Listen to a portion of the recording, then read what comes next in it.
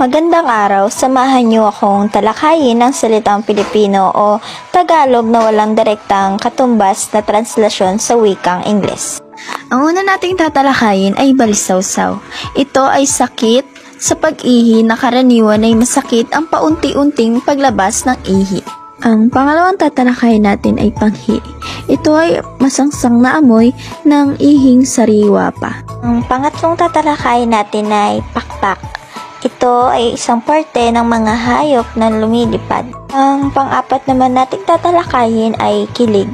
Ito ay pagpupuyos ng galak at sigla sa kalooban ng sinumang naliligayahan. Ayun lamang po ang ating mga tatalakayin. Maraming salamat po sa inyong pakikinig. Ito po ay ipinasa ni Jocelyn Mahusay at ipinasa kay Doc Alejandro G. Alabrito.